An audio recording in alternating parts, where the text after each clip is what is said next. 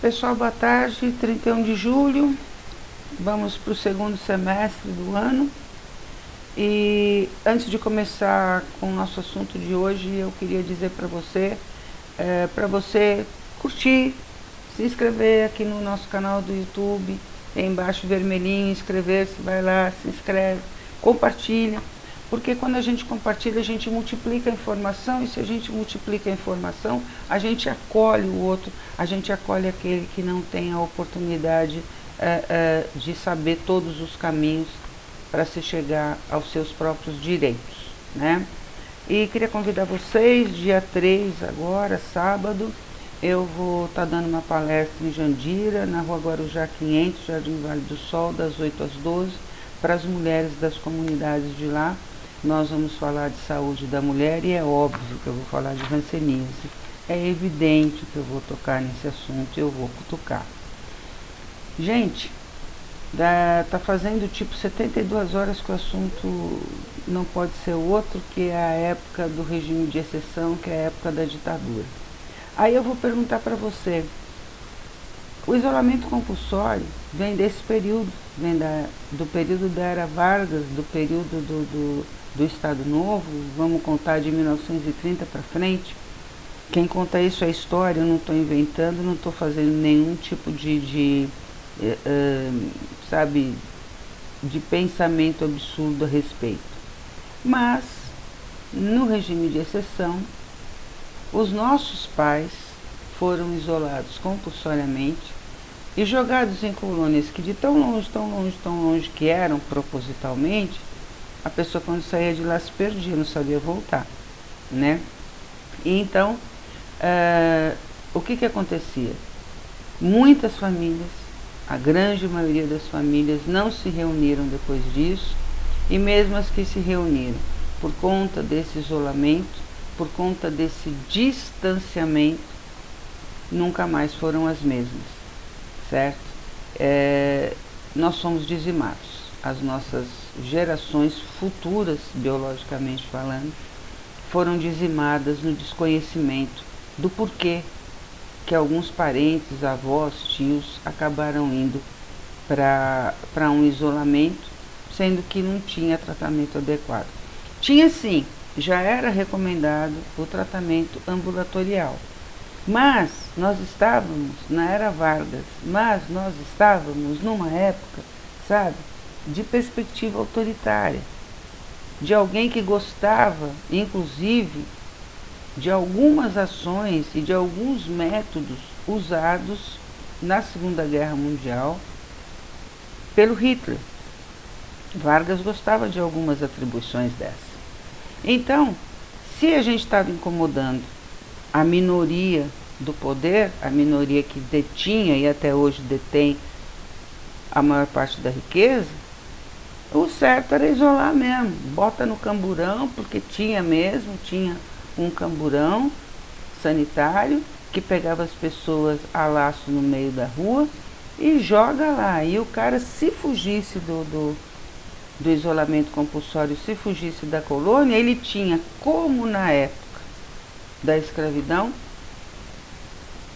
um capitão do mato que ia atrás dele para buscar e trazer de volta. E quando voltava, ele só não ia para o tronco, mas ele ia preso numa cadeia. Nossa, a gente fala, né? Mas sai, sabe? Vai saindo. Então, eu chego à conclusão, Tereza, que o isolamento compulsório da hanseníase, ele foi totalmente um regime de exceção também. Ele foi totalmente uma forma de tentar eliminar pessoas, de matar pessoas, inclusive, que ele considerava que não seriam úteis ao regime, que ele considerava que não seriam que não seriam úteis no sentido de poder trabalhar, de poder produzir, que seriam ociosos porque eram doentes. O leproso era doente, não ia ter cura, enfim. Então, a gente joga lá. Só que ele esquecia que essas pessoas tinham família, né? Essas pessoas eram seres humanos. Esse, infelizmente, foi o erro. E exatamente por ter sido esse o grande erro de toda essa questão, né? eles se esqueceram que essas pessoas podiam ter filhos e nós nascemos. E o que fizeram conosco? A mesma coisa. A única diferença era que para onde mandavam a gente não era um leprosário, mas era um preventório, era um orfanato. E nós fomos isolados compulsoriamente, de certa forma, também. Bom, aí passaram-se décadas e vamos chegar aqui agora. Em 2007, a gente teve a Lei 11.520, que deu uma indenização para os nossos pais que foram para dentro das colônias, que ficaram lá até 1986. Algumas pessoas se aproveitaram disso, forjaram documentos e até hoje recebem aposentadorias. Todo mundo sabe, ninguém faz nada. Eu acho isso muito feio, mas teve muita gente que fez isso.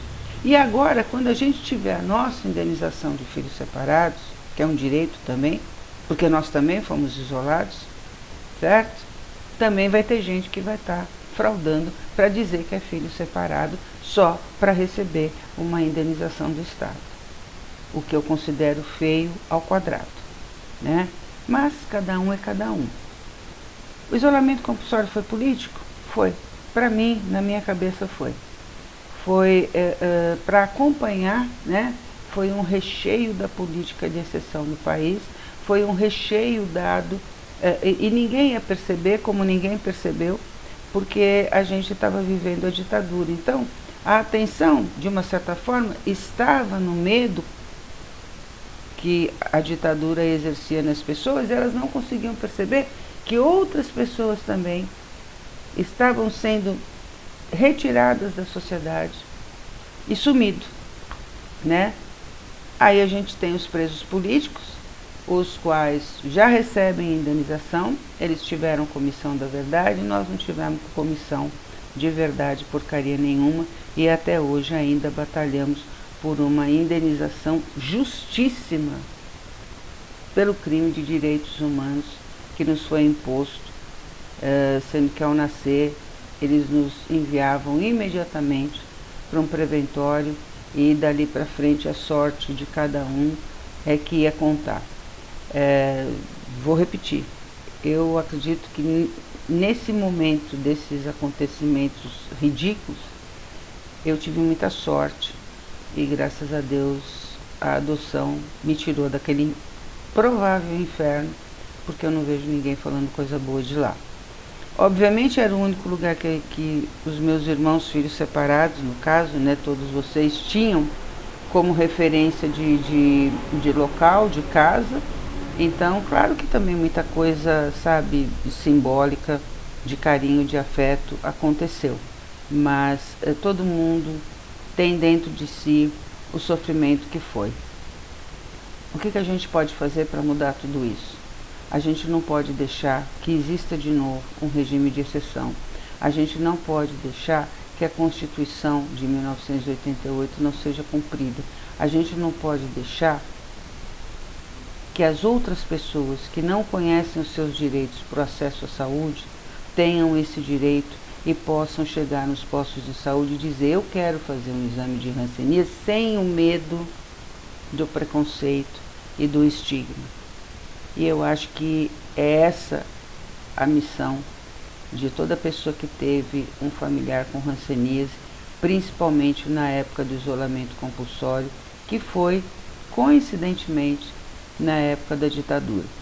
Se você não conhece a história, se você nunca quis conhecer,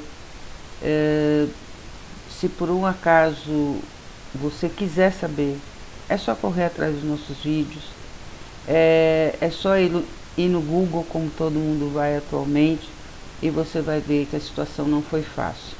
Muitas pessoas fizeram seus trabalhos de conclusão de curso em cima das nossas histórias. Muitas pessoas contaram nossas histórias sem nossa autorização, né? Por conta de uma nota boa na escola, mas também só ficou nisso, né? As pessoas foram atrás da história, se condoeram naquele momento, mas depois não se juntaram a ninguém para lutar por uma causa que eu tenho certeza que vai ser vitoriosa, mas que a gente precisa continuar insistindo. Água mole em pedra dura, tanto bate até que fura, mas a gente não vai parar de pedir justiça. Boa tarde, gente. Fiquem com Deus.